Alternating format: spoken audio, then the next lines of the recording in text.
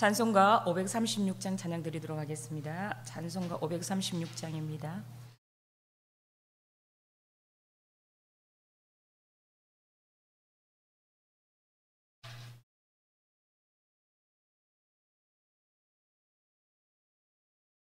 죄짐에 눌린 사람은 다 죽게 나오라. 주 말씀 의지할 때에 곧 평안 얻으리. 의지하세 주 의지하세. 구하시네 곧 구하시네. 참 구원 주신 주께서 보혈을 흘렸네. 능같이 이게 할 피에 온몸을 담그세. 의지하세 주 의지하세.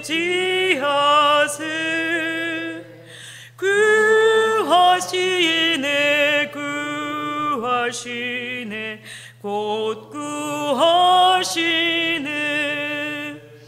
길 되신 우리 구세주 늘 인도하시네. 너 짓지 말고 믿으면 참 복을 받겠네. 의지하세 주 의지하세.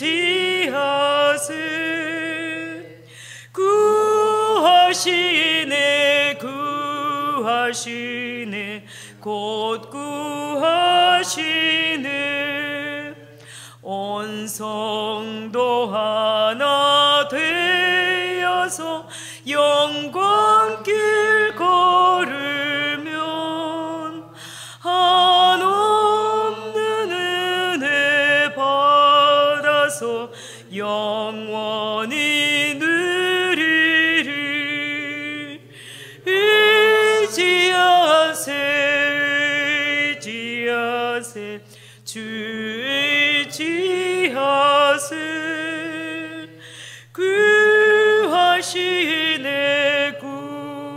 구하시네 곧 구하시네. 아멘. 신앙 고백 드리겠습니다. 나는 전능하신 아버지 하나님 천지의 창조주를 믿습니다. 나는 그의 유일하신 아들 우리 주 예수 그리스도를 믿습니다. 그는 성령으로 잉태되어 동정녀 마리아에게서 나시고 본디오 빌라도에게 고난을 받아 십자가에 못 박혀 죽으시고 장사된 지 사흘 만에 죽은 자 가운데서 다시 살아나셨으며 하늘에 오르시어 전능하신 아버지 하나님 우편에 앉아 계시다가 거기로부터 살아있는 자와 죽은 자를 심판하러 오십니다. 나는 성령을 믿으며 거룩한 공교회와 성도의 교제와 죄를 용서받는 것과 몸의 부활과 영생을 믿습니다. 아멘. 오늘 하나님의 말씀은 스가랴 7장 1절에서 14절 말씀입니다. 스가랴 7장 1절에서 14절 말씀입니다. 한 절씩 교독하도록 하겠습니다. 다리오 왕 제4년 9째 달 곧 기스레월 4일에 여호와의 말씀이 스가랴에게 임하니라. 그때 베델 사람이 사레셀과 레겜멜렉과 그의 부하들을 보내어 여호와께 은혜를 구하고 만군의 여호와의 전에 있는 제사장들과 선지자들에게 물어 이르되 내가 여러 해 동안 행한 대로 5월 중에 울며 근신하리이까 하매 만군의 여호와의 말씀이 내게 임하여 이르시되 온 땅의 백성과 제사장들에게 이르라. 너희가 70년 동안 5째 달과 7째 달에 금식하고 애통하였거니와 그 금식이 나를 위하여 한 것이냐. 너희가 먹고 마실 때 그것은 너희를 위하여 먹고 너희를 위하여 마시는 것이 아니냐. 예루살렘과 사면 성읍에 백성이 평온히 거주하며 남방과 평원에 사람이 거주할 때에 여호와가 옛 선지자들을 통하여 외친 말씀이 있지 않으냐 하시니라. 여호와의 말씀이 스가랴에게 임하여 이르시되 만군의 여호와가 이같이 말하여 이르시기를 너희는 진실한 재판을 행하며 서로 인애와 긍휼을 베풀며 과부나 고아와 나그네와 궁핍한 자를 압제하지 말며 서로 해하려고 마음에 도마하지 말라 하였으나 그들이 듣기를 싫어하여 등을 돌리며 듣지 아니하려고 귀를 막으며 그 마음을 금강석 같게 하여 율법과 만군의 여호와가 그의 영으로 옛 선지자를 통하여 전한 말을 듣지 아니하므로 큰 진노가 만군의 여호와께로부터 나왔도다. 내가 불러도 그들이 듣지 아니한 것처럼 그들이 불러도 내가 듣지 아니하리라. 만군의 여호와가 말하였느니라. 내가 그들을 바람으로 불어 알지 못하던 여러 나라에 흩었느니라. 그 후에 이 땅이 황폐하여 오고 가는 사람이 없나니 이는 그들이 아름다운 땅을 황폐하게 하였음이니라. 아멘. 오늘 말씀은 참된 금식이라는 말씀을 가지고 함께 말씀을 나누겠습니다. 스가랴서 6장까지의 말씀은 8가지 환상에 대한 기록이었습니다. 그 환상의 내용이 소망을 주시고 또 용기와 영원한 승리와 영광 그리고 위로와 격려라는 말씀으로 이렇게 보여주신 것이었습니다. 자, 오늘 본문은 하나님의 말씀이 처음 임한 후 2년 뒤 다리오 왕 제4년 9월에 다시 임하는 말씀입니다. 성전 재건도 이제 순조롭게 진행되는 가운데 2년만 있으면 성전이 이제 완성될 시점이 있습니다. 그리고 백성들의 삶도 학개나 스가랴 선지자가 처음 말씀을 전하던 때와는 달리 이제 안정을 찾아가고 있는 때입니다. 오늘 다루어진 7장과 8장은 성전 건축이 한참 진행되고 있던 중에 다리오 왕 제4년인 BC 518년에 주어진 계시입니다. 스가랴서의 전반부 6장까지와 또 후반부 9장에서 14장을 구분하는 그 안에 약간의 내용으로 금식의 문제를 이렇게 다루고 있습니다. 우리 2절 3절을 같이 한번 읽어보겠습니다. 시작. 그때에 베델 사람이 사레셀 레겜 멜렉과 그의 부하들을 보내어 여호와께 은혜를 구하고 만군의 여호와의 전에 있는 제사장들과 선지자들에게 물어 이르되 내가 여러 해 동안 행한 대로 5월 중에 울며 건신하리까 하매. 베델에서 사람이 이렇게 예루살렘으로 내려왔습니다. 베델이 어떤 곳인가 하면은 아브라함이 처음으로 제단을 쌓은 곳이기도 하고 또 야곱이 하나님을 만난 곳이기도 합니다. 또 사사시대에 법궤가 있어서 또 성전의 신앙의 중심지 역할을 하는 성지와 같은 곳이기도 했습니다. 또 후에 또 북이스라엘이 베델에 성전을 지어놓고 예루살렘 성전으로 가지 못하게 막으면서 그곳에 우상 숭배가 시작된 곳이기도 합니다. 베델에 살던 어떤 사람이 사레셀과 레겜 멜렉과 그의 부하들을 이제 성전을 짓고 있던 제사장들과 선지자들에게 보내서 묻기를 여러 해 동안 즉 바벨론에서 70년간 늘 드렸던 5월의 금식에 대한 질문을 이렇게 하고 있습니다. 이제 나라가 회복되었고 또 북이스라엘 사람들이 남유다 사람들과 이제 벽을 허물고 또 포로 생활도 이제 끝났는데 과거와 같이 5월 중에 울며 건신을 해야 하는지를 물었던 것입니다. 자, 그런데 왜 5월의 금식일까요? 어떤 내용이길래 금식을 했을까요? 그들이 열왕기하 25장 8절에서 9절 말씀을 보면 바벨론 왕 느부갓네살의 19번째 해 5월 7일에 바벨론 왕의 신복 시위대장 느부사라단이 예루살렘에 이르러 여호와의 성전과 왕궁을 불사르고 예루살렘의 모든 집을 귀인의 집까지 불살랐으며 라고 이렇게 말씀을 하고 있습니다. 이스라엘 성전이 바벨론 느부갓네살에 의해서 이렇게 멸망되는 날짜를 기록하고 있는 것입니다. 느부갓네살의 19째 달 해 5월 7일이 그때가 주전 586년 5월 7일이 됩니다. 백성들이 성전이 불타고 해파되는 모습을 보면서 그들의 정체성은 곧 성전 중심이었는데 그들이 자랑스럽게 생각했던 솔로몬 성전이 무너지는 것을 보고 어떻게 하나님이 계신 성전이 무너질 수 있는가 하면서 굉장히 충격을 받은 것입니다. 그들의 슬픔이 극에 달해 있었던 때였습니다. 그들은 성전 파괴된 그날을 기념하는 애도의 금식의 날을 5월 7일에 정하여서 이렇게 금식을 했던 것이죠. 이스라엘 백성들은 이렇게 예루살렘 성전이 파괴된 후에 바벨론 포로 생활 중에 이 5월에 대한 금식을 지켰을 뿐만 아니라 또 포로 귀환 후에도 계속해서 지켜왔던 것입니다. 자, 그러나 해가 거듭되고 시간이 지나면서 슬픔은 사라졌고 또 슬픔의 의식과 또 형식만 남은 것이었죠. 그래서 그 후에 예루살렘으로 돌아온 후 그들이 부끄러운 그날을 기리면서 하나님만을 경외하고자 5월의 금식을 그간 쭉 해왔던 것인데, 이제 돌아와서 제2 성전을 세운 지도 2년이 지났고 또 그리고 신앙의 회복의 과정에 있기에 감사하고 기뻐해야 되는 시기가 아닌가 이렇게 생각했던 것 같습니다. 그래서 베델에 살던 사람이 그 점에 대하여 제사장들과 선지자들에게 묻게 된 것입니다. 그리고 7째 달 금식은 성전이 무너지고 다시 느부갓네살이 그달랴를 유대 총독으로 임명했던 때입니다. 그러나 유대 총독 그달랴가 다시 암몬 왕의 사주를 받은 이 이스마엘 사람에게 2달 만에 이렇게 살해가 됩니다. 느다니아의 아들 이스마엘이 하나님의 말씀을 믿지 못하고 예루살렘과 또 주변에 남아있던 유대인들을 예루살렘에 다시 살게 하시려고 지도자를 세웠던 그 그달랴 총독까지도 죽이는 그 악한 짓에 대한 회개 차원에서 나름 정한 출혈의 금식이었던 것입니다. 자, 그러나 시간이 점점 지나고 5째 달, 7째 달 지나고 그 유도 모른 채 금식하는 행위만 남아서 이렇게 금식을 계속했었던 것이죠. 예루살렘에 돌아왔는데도 불구하고 그것을 계속 해야 합니까? 라고 물었던 것입니다. 자, 그런데 하나님께서 이런 질문을 던지시는 것입니다. 4절과 5절 말씀을 같이 읽겠습니다. 시작. 만군의 여호와의 말씀이 내게 임하여 이르시되 온 땅의 백성과 제사장들에게 이르라. 너희가 70년 동안 5째 달과 7째 달에 금식하고 애통하였거니와 그 금식이 나를 위하여 한 것이냐. 여러분, 금식이라는 것이 무엇입니까? 금식이란 삶에 절대적으로 필요한 음식을 일정 기간 금함으로써 자기 자신을 부정하는 것이죠. 그리고 가장 힘든 신앙의 행위 중 하나이기도 합니다.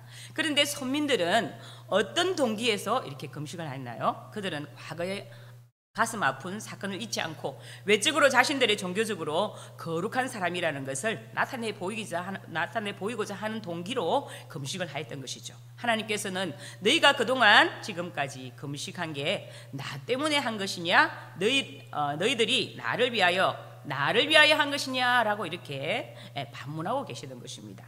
여기서 2번씩이나 나를 위하여라고 이렇게 말씀이 나왔으니 얼마나 말씀을 강조하고 있는 말씀입니까? 이스라엘은 70년 동안 매년 금식을 했지만 그것은 하나님을 위한 금식이 아니라고 말씀을 하십니다. 이스라엘이 금식을 해야 하는 이유는 분명했습니다. 예루살렘 성전이 불이 타버린 사건을 기억하고 또 자신들의 죄악을 고백하며 회개해야 했지만 시간이 지나면서 원래의 의미는 흐려지고 또 단순한 종교 행위로 변해버린 것입니다. 또 6절 질문에서는 너희가 먹고 마실 때에 그것은 너희를 위하여 먹고 너희를 위하여 마시는 것이 아니냐라고 하십니다. 이 말씀은 어떤 의미로 질문하는 것일까요? 하나님은 이스라엘이 먹고 마실 때에 자신들을 위하여 먹고 마셨다고 말씀하십니다. 우리는 삶에서 먹든지 마시든지 무엇을 하든지 다 하나님의 영광을 위하여 해야 했지만 이들은 자신들을 위하여 먹고 마신 것입니다. 결국 그들이 했던 금식은 애통하는 마음으로 회개하는 것이 아니라 오랜 기간 지켜오던 종교 행위에 불과했다는 것이죠. 또한 그들은 평온할 때 하나님을 찾지 않았습니다. 이스라엘은 선지자들을 통하여 외친 말씀을 지속적으로 들었지만 말씀대로 살아가지 않았다는 것이죠. 우리도 매주 말씀을 듣고도 말씀대로 살아가지 않는다면 이와 같은 모습이 되겠죠. 교회에서든 직장에서든 삶이 일치된 경건한 삶을 살아야 된다는 것입니다. 교회에서는 거룩한데 직장에서나 사회에서는 개차반으로 살아간다면 주를 위해 사는 삶이 아니라는 것이죠. 이사야서 1장 11절 말씀을 보면 여호와께서 말씀하시되 너희의 무수한 재물이 내게 무엇이 유익하뇨? 나는 순양의 번제와 살찐 짐승의 기름에 배불렀고 나는 수송아지나 어린 양이나 순염소의 피를 기뻐하지 아니하노라 라고 말씀하십니다. 13절에서는 헛된 재물을 가져오지 말라. 분향은 내가 가정이 여기는 바요. 월삭과 안식일과 대회로 모이는 것도 그러하니 성회와 아울러 악을 행하는 것을 내가 견디지 못하겠노라 라고 말씀을 하십니다. 그들이 예배를 드린다 하고 헌금을 드리지만 예배에 합당한 삶을 살지 않으니 나는 견디지 못하겠노라 라고 말씀하십니다. 이 말씀은 제사를 드리는 삶 자체가 일관성이 없는 것이라면은 너희들이 제사를 안 받겠다. 나는 너희 재물 때문에 배고픈 것도 아니고 너희들의 삶이 예배에 합당하지 않는 삶, 너희의 삶이 너의 몸이 성전되지 않으면 무슨 소용이냐라는 것이죠. 7절 말씀에 보면 너희들이 망하기 전에 남방과 평원에 너희들 조상들이 거주할 때에 여호와 내가 옛 선지자들을 통하여 외친 말씀을 모르느냐라고 합니다. 망하기 전 그때에도 하나님께서 이사야, 예레미야, 에스겔, 아모스, 호세아, 또 요엘, 미가, 아홉 선지자, 스바냐, 하박국 같은 수많은 선지자들을 통하여서 하나님만을 경외하라, 회개하라, 또 순종하라라고 하셨던 그 당시의 말씀을 하고 계십니다. 위선과 또 형식의 신앙에서 벗어나서 진정으로 가난한 이웃, 힘없는 고아와 또 가부, 나그네들을 돕고 보살피라는 말씀을 하셨다는 것이죠. 그런데 결국 불순종으로 그들은 망했고, 그래서 부끄러운 금식을 하면서 애통하던 너희들이 어떻게 포로 생활을 하면서도 여전히 자신의 유익만 구하고 있고 가난한 이웃들을 전혀 돕지 않으면서 금식만 하면 된다고 생각하느냐. 그런 형식적이고 위선과 외식된 너희들이 5월과 7월의 금식을 해야 되는지 하지 않아도 되는지를 묻고 있으니 그게 말이 된다고 생각하느냐라고 하는 것입니다. 8절과 14절은 예루살렘이 심판받는 이유를 기록하고 있습니다. 이 말씀은 하나님께서 옛 선지자들을 통해서 외친 말씀에 대한 설명인데요. 9절과 10절 말씀을 보시면 만군의 여호와가 이같이 말하여 이르시기를 너희는 진실한 재판을 행하며 서로 인애와 긍휼을 베풀며 가부와 고아와 나그네와 궁핍한 자를 압제하지 말며 서로 해하려고 마음에 도모하지 말라 하였으나, 여호와가 이같이 말씀하였다는 말은 유대인들이 바벨론에 의해 망하기 전에 하나님께서 선지자들을 통하여 아래와 같은 말씀을 하셨다는 것인데요. 이사야 1장 16절에서 17절 말씀을 보면 너희는 스스로 씻으며 스스로 깨끗하게 하여 내 목전에서 너희 악한 행실을 버리고 행악을 그치고 선행을 배우며 정의를 구하며 학대받는 자를 도와주며 고아를 위하여 신원하며 가부를 위하여 변호하라 하셨느니라 라고 말씀하십니다. 곧 공정하게 재판을 하고 또 서로 긍휼히 여기며 자비를 베풀고 힘없고 의지할 데 없는 가난하고 소외된 자들을 무시하거나 또 그들의 것들을 약탈하지 않고 도리어 돕고 나누는 것이 하나님께서 원하시고 기뻐하시고 인정하시는 금식이라는 것입니다. 이렇게 스가랴가 하나님의 말씀을 인용하는 것은 어떤 시대의 사람들도 예외 없이 그 말씀에 순종하라는 것이죠. 하나님의 도덕적 의지를 가리키는 말씀은 어느 시대에나 변치 아니하시고 계속적으로 같은 권위를 가지고 임하고 계십니다. 하나님은 이스라엘의 삶에서 공의와 인애와 긍휼을 실천하라고 명령하셨지만은 이스라엘은 하나님의 말씀을 듣지 않고 또 등을 돌리며 귀를 막았습니다. 진실한 재판을 하지 않았고 인애와 긍휼을 베풀지 아니하였으며 사회적 약자였던 고아와 가부를 돌보지 않았던 것이죠. 사회 부조리를 만들어내는 이스라엘이 결정적으로 심판을 받게 되는 이유가 11절 13절이 증거하고 있는데요. 11절 12절 말씀을 보면 그들이 듣기를 싫어하며 등을 돌리며 듣지 아니하려고 귀를 막으며 그 마음을 금강석 같게 하여 율법과 만군의 여호와가 그의 영으로 옛 선지자들 통하여 전한 말을 듣지 아니하므로 큰 진노가 만군의 여호와께로부터 왔도다라고 하십니다. 바벨론으로 잡혀가기 전에 유대인들이 하나님의 말씀을 순종하지 않은 사실에 대하여 하나님은 자세하게 말씀을 하고 계십니다. 이렇게 사람들이 하나님의 말씀을 순종하기 싫어하는 것은 옛날이나 지금이나 마찬가지죠. 암만 잘 믿는다고 하는 사람들도 하나님 중심으로 살지 않고 또 자기 중심으로 생각하면 말씀에 순종하지도 않습니다. 자기 자신에게 영광을 돌아가지 못할 일이라면 하나님의 명한 말씀이시라도 행하기를 싫어하고 귀를 막았다는 것입니다. 마음이 금강석 같다라고 말하는 것은, 금강석은 다이아몬드를 말하죠. 금강석 같게 되었다는 것은 다이아몬드처럼 단단해진 이스라엘 백성의 마음에 하나님의 말씀이 받아들여지지 않았음을 표현하고 있는 것입니다. 이스라엘은 마음을 금강석 같게 하였고 계속적으로 하나님의 말씀을 듣지 않았습니다. 하나님의 말씀이 옛 선지자들을 통하여 계속해서 전해졌지만 그들은 듣지 않았습니다. 이스라엘이 뭐 때문에 심판을 받게 되었을까요? 금식을 하지 않아서 심판받는 것이 아니라 하나님의 말씀을 듣지 않았기 때문에 심판을 받게 됩니다. 13절 말씀을 보면 내가 불러도 그들이 듣지 아니한 것처럼 그들이 불러도 내가 듣지 아니하리라 만군의 여호와가 말하였느니라 라고 말씀합니다. 하나님이 이스라엘을 불렀지만 그들은 하나님의 말씀을 듣지 않았습니다. 결국 그들이 행한 대로 그들은 갚음을 받게 된 것이죠. 그들이 망하는 책임이 그들 자신에게 있었습니다. 그들이 하나님 말씀을 듣지 않자 이제 하나님도 그들의 기도를 듣지 않았다는 것입니다. 하나님은 그들을 바람으로 불어 흩으셨습니다. 하나님이 부른 바람은 그들이 막을 수 없는 환란의 바람이었습니다. 그들이 바벨론으로 사로잡힐 것을 비유하는 말씀이기도 하죠. 그 예고대로 그들이 바벨론에 잡혀갔고 그들의 국토는 아주 항무지가 되었습니다. 이스라엘은 지속적인 하나님의 말씀을 듣지 않고 귀를 막았습니다. 그래서 이제는 반대로 이스라엘이 부르짖어 외치더라도 하나님께서는 듣지 아니하시겠다고 말씀을 하십니다. 오늘 본문의 말씀은 이스라엘의 심판의 모습을 말씀하시며 막을 내리게 됩니다. 그러므로 이스라엘 사람은 금식을 할 것이냐 말 것이냐를 묻지 말고 우리가 어떻게 하면 사랑과 공의를 행할 수 있을까를 물어야 했다는 것이죠. 그들은 하나님 뜻을 순종하기 위해서 금식을 했어야 했습니다. 또 그리고 그들은 사랑과 공의가 없는 것을 애통해하며 회개해야 했습니다. 그러면 하나님이 이스라엘의 평화와 풍요를 다시 회복시켜 주실 것이라는 것이죠. 하나님은 종교 행위보다 자신의 말을 청종하기를 바라십니다. 우리는 기도할 때 무엇을 먹을까 무엇을 마실까 염려하며 우리의 필요를 위해서 기도할 때가 많이 있지요. 그러나 하나님은 우리의 모든 간구를 다 알고 계십니다. 그렇게 우리는 하나님의 나라와 하나님의 뜻을 위해 먼저 기도해야 된다는 것입니다. 그리하면 이 모든 것을 우리에게 더하신다고 말씀을 하고 계시죠. 하나님께서는 스가랴 선지자를 통해서 바벨론의 포로에서 해방되어 예루살렘으로 돌아온 백성들에게 그들이 사로잡혀간 이유를 말씀해 주고 계셨습니다. 그 이유는 포로로 끌려가기 전에 백성들이 하나님의 말씀을 듣기 싫어하였고 정의롭지 못한 삶을 살았고 하나님과 멀어져서 우상으로 가득 찬 삶을 살았기 때문이었습니다.